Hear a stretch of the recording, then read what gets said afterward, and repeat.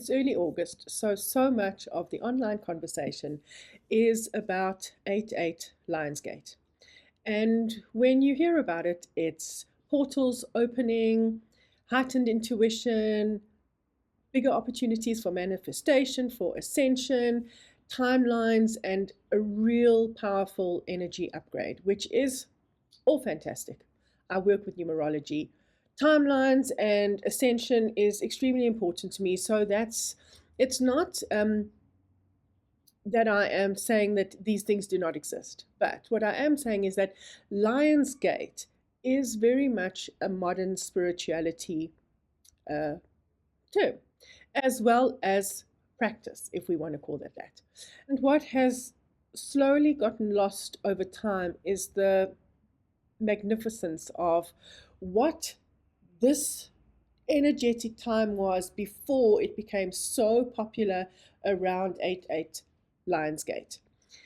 Something that I value most in my work and what I do in my spiritual journey and my personal growth is wherever spiritual practices are involved, I want to know where they began, how they evolved, and what has happened to them slowly over time. I spend so much time navigating through this out of curiosity, but mainly because I have clients and I have students, and I'm consistently helping them to unravel, especially the impact of modern spirituality. And then so many people have inherited like really simplified meanings or fixed labels and interpretations that have drifted so far away from the original system. And Lionsgate is another one of these examples because its origin is in Egypt alongside Sirius.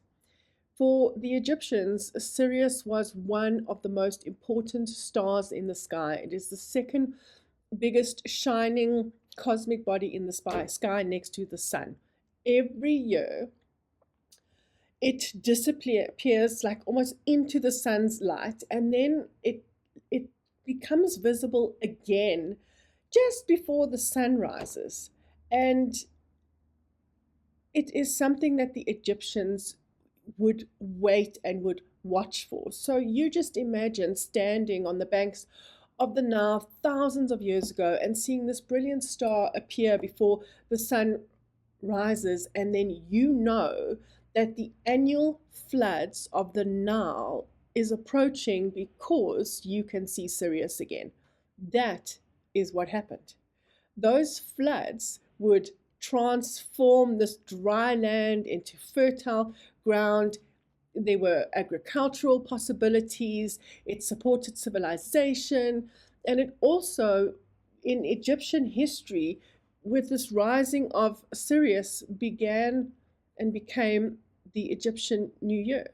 So Sirius became extremely sacred because it represented renewal, nourishment, the promise for new life, and just everything flourishing again. And to me, that is already an extraordinary story. And it would have been beautiful to just hold it in that space. But over time, because of the time frame that Sirius becomes the morning star again, it falls into this July to mid-August energy.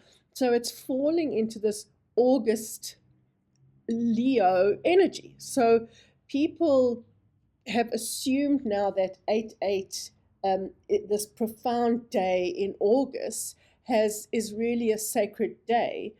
But Sirius rises at different times according to where you are around the world because of the equinox and because of the tilt of the earth. So this day is always shifting. But as the Gregorian calendar was created, so must we have a fixed day. People are fascinated by numerology. Yes, it is extremely powerful. And so this universal rising of Sirius got lost along the way, and the date got fixed into 8-8, which is the numerology, and the lion part of it is connected to Leo. And I mean, when Sirius was rising, numerology wasn't doing what it was doing because there was no Gregorian calendar at that time.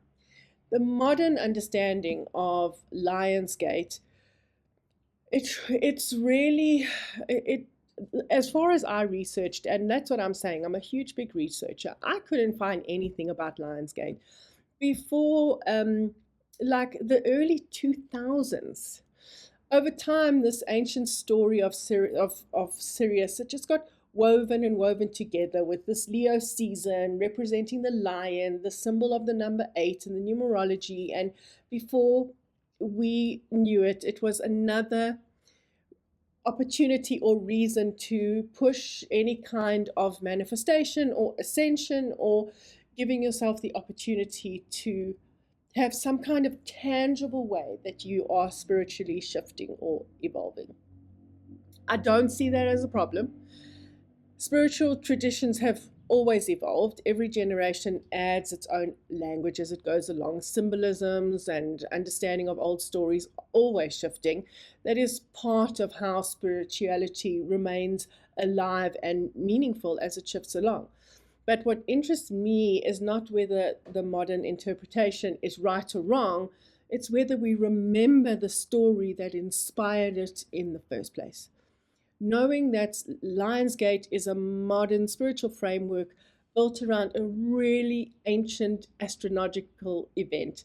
And I just, for me, the purist that I am, I don't want that diminished. So I continue to absolutely marvel at the magnificence of Sirius. And I honor her for the renewal that she once announced into the world that was extremely visible. So when Sirius rose again, the Nile would flood. Now Sirius rises and becomes the morning star, and nothing changes in the world. That's not reason enough for her to be forgotten. So there's something timeless for me in that reminder. And that's why it's so important for me, who does radical self awareness, to share it along to you. And that's what I just want to do. So, whether you are celebrating Lionsgate in any kind of way, I would just love for you to honor Sirius as you go along. My hope is that simply that you remain curious, and that your curiosity is one of the greatest spiritual practices that you can have, and that you can incorporate into everything that you hear outside of yourself, so that you can find the magic in it and use as much of the original essence as it is before it got modernized and before it got westernized. So with that, I am thanking Sirius for the beauty and the light that she brings into the world.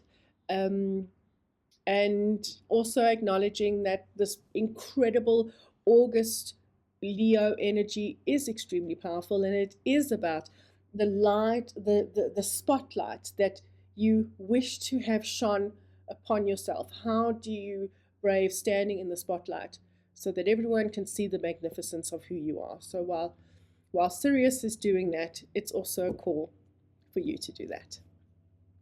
If in any way you want to be guided or supported in your spiritual journey, in your self-awareness journey, that is exactly what I do. That's what I'm here for. Please reach out to me in any way that you can find me. I'm dropping it in the message below so that you can find me. I have been doing this for well over 30 years, and it is my absolute life purpose. If this has been interesting to you, then please share it, send it to someone who might also be interested, and I would love for you to like my channel so that it grows and I can reach more people along the way, because that is actually just, that's what makes me feel absolutely most purposeful.